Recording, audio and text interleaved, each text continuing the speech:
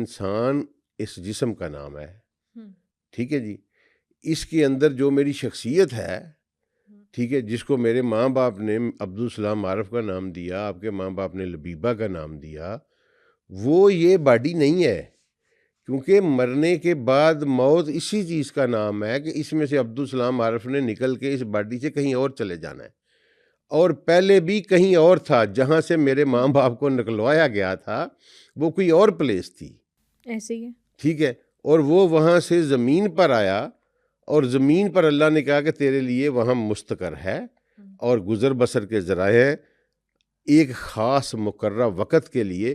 یہ کہنے کا اللہ کو کیا ضرورت تھی وہ متاع الہین، اس کا مطلب یہ ہے کہ تو واپس وہاں سے نکل کے واپس آ جائے گا اپنے مستودع میں۔ آگے اللہ اور وضاحت کے ساتھ بیان کریں گے۔ یہ سورہ آل اعراف ہے جی، اس کی آیت نمبر ہے 24۔ یہ بھی بالکل وہی بات کر رہی ہے جو سورہ بقرہ میں اللہ نے کی۔ قالا اہبطوا بعضکم ببعض عدو، اللہ نے کہا نیچے اترو، تم ایک دوسرے کے دشمن ہو، تم میں سے کچھ ایک دوسرے کے دشمن ہیں۔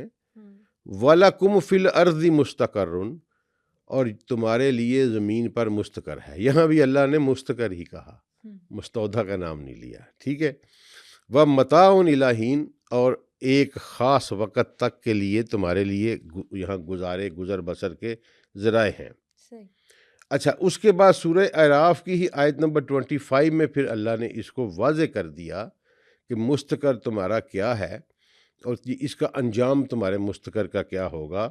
قَالَ فِيهَا تَحْيَوْنَ وَفِيهَا تَمُوتُونَ، جب کہا کہ نیچے اترو زمین پر، تمہارے لیے یہاں مستقر ہے، تم یہیں پر زندہ رہو گے زمین پر، اور یہیں تمہیں موت آئے گی، ٹھیک ہے جی۔ وَمِنْهَا تُخْرَجُونَ، اور یہیں سے تم پھر دوبارہ نکالے جاؤ گے۔ اب یہ پروسیس کیا ہے؟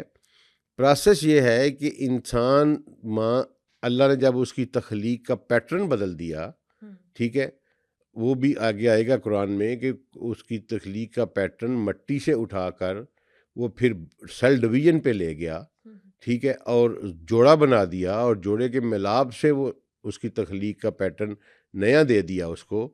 تو اس کی تخلیق کے پیٹرن کے ساتھ ساتھ جو اس کا مستقر بنانے کی ایک فیکٹری لگ گئی سمجھو، ٹھیک ہے جی، یا سمجھ لیں کہ ایک پرماننٹ سورس آف کریشن بن گیا۔ وہ مستقر بنتے جا رہے تھے، اور مستودع سے جو سٹوریج سے وہ شخصیت پڑی ہوئی تھی وہ آ کے اس مستقر میں ڈالا جا رہا ہے، ٹھیک ہے۔ انسان کو موت آئی، وہ انسان نکال لیا، جنہوں نے لا کے ڈالا تھا انہوں نے وہ واپس نکال لیا، وہ لے کے واپس چلے گئے، یہ مستقر یہاں بنا تھا یہیں رہ گیا، اس کو زمین میں دبا دیا گیا، جلا دیا گیا، بہا دیا گیا، جو بھی کر دیا گیا، یہ فارغ ہو گیا۔ اب دوبارہ اللہ کیا کریں گے؟ اللہ جب جس کو ہم یوم القیامہ کہتے ہیں، ہمارے ہاں اردو میں یوم القیامہ اور یوم الساعہ کو مکس کر دیا گیا ہے، اچھا، ٹھیک ہے۔ ہم قیامت اس کو کہتے ہیں کہ جب زلزلے آ جائیں، کوئی آج بھی کوئی بڑی طوفان آ جائے تو ہم کہتے ہیں قیامت آ گئی ہے، ٹھیک ہے، کوئی 10 بندے مر جائیں تو ہم کہتے ہیں یار قیامت صغریٰ برپا ہو گئی ہے۔ قیامت یہ نہیں ہے، اس کو قرآن نے الساعہ کہا ہے، الساعہ، ٹھیک ہے، اس کو قرآن نے الواقعہ کہا ہے، اس کو قرآن نے الحاقہ کہا ہے، اس کو قرآن نے زلزلہ کہا ہے، یہ الساعہ ہے، ٹھیک ہے۔ احادیث میں بھی جہاں کہیں ورڈ آیا یا سوال کیا گیا رسول اللہ سے تو یہی کہا گیا یا رسول اللہ صلی اللہ علیہ وسلم الساعہ کب آئے گی، ٹھیک ہے جی۔ جبریل نے بھی جب کہا تو کہا کہ مجھے یا رسول اللہ مجھے الساعہ کی نشانیاں بتائیں، ٹھیک ہے جی۔ مطلب قیامت ہم یہ کہہ سکتے ہیں وہ دن نہیں ہے جس دن دنیا ختم ہو جائے گی؟ نہیں، قیامت وہ دن نہیں ہے، وہ ہے الساعہ، الحاقہ، الواقعہ، الزلزلہ، ٹھیک ہے جی۔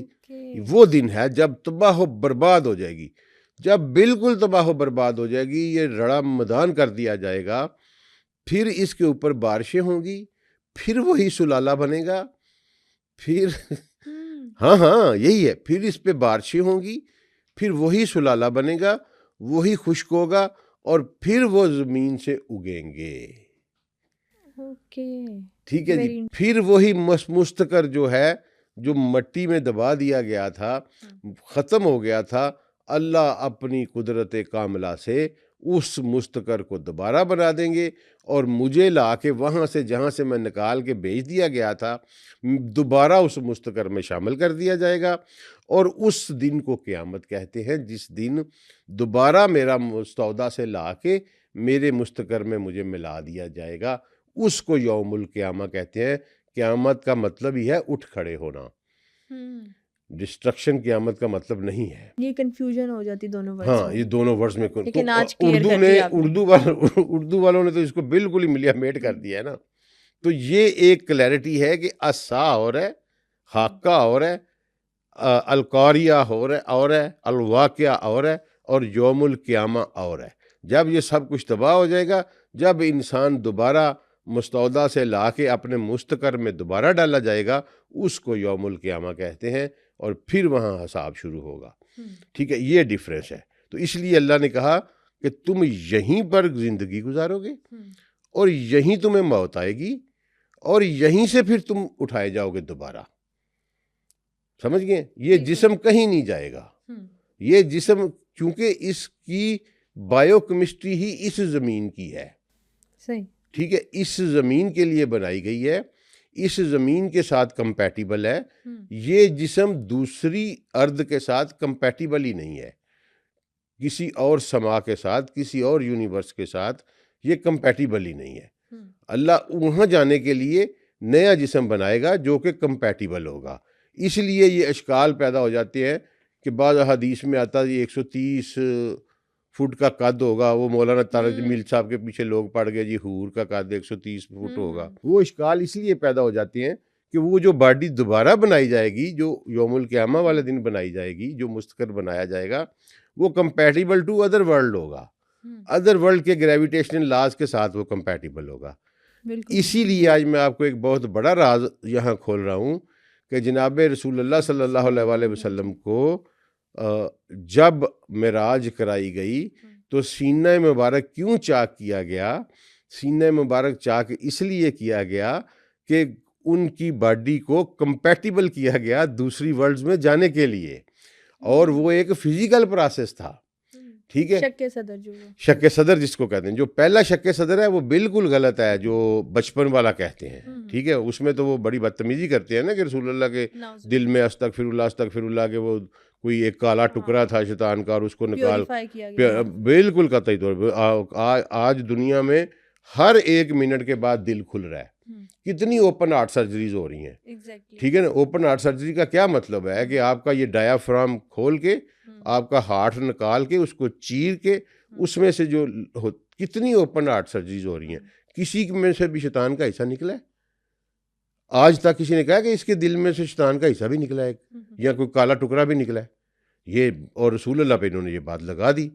ٹھیک ہے، وہ بالکل جھوٹا افسانہ ہے. وہ رسول اللہ صلی اللہ علیہ وسلم کو قتل کرنے کی کوشش کی گئی تھی، یہودیوں کی وجہ نے کی تھی. میں اپنے ایک پروگرام میں اس پہ ساری تفصیلی گفتگو کر چکا ہوں. ٹھیک ہے، اگر آپ کہیں گے تو آپ کے ساتھ بھی کر لیں گے. ٹھیک ہے، وہ ایک منظم سازش تھی رسول اللہ صلی اللہ علیہ وسلم کو بچپن میں شہید کرنے کی، اور رسول اللہ صلی اللہ علیہ وسلم کو شہید کرنے کی کوشش کی گئی. اللہ نے بچایا. جو سیدی رسول اللہ صلی اللہ علیہ وسلم کے سینہ مبارک پر وہ سلائی کے نشان نظر آتے ہوتے تھے جب کبھی قمیض مبارک کھلتی تھی اور مبارک سینے پہ قبر کسی کی نظر پڑتی تھی تو وہ رسول اللہ صلی اللہ علیہ وسلم اکثر اپنے بٹن کھلے رکھتے تھے یہاں والے. ٹھیک ہے جی، تو وہ نشان نظر آتا ہوتا تھا کہ جیسے ٹانکے لگے ہوئے، سٹچز لگے ہوئے. وہ واقعہ معراج والا شک صدر ہے. وہ ضرور شک صدر ہوا تھا اور واقعہ معراج سے پر، کیونکہ وہ رسول اللہ کی باڈی کو کمپیٹیبل کیا گیا تھا. ٹھیک ہے جی، رسول اللہ صلی اللہ علیہ وسلم کی باڈی کمپیٹیبل بنائی گئی اس دنیا سے اس دنیا میں داخلے کے لیے. یہ جو جسم ہے یہ نہیں جا سکتا اس دنیا میں. ٹھیک ہے جی.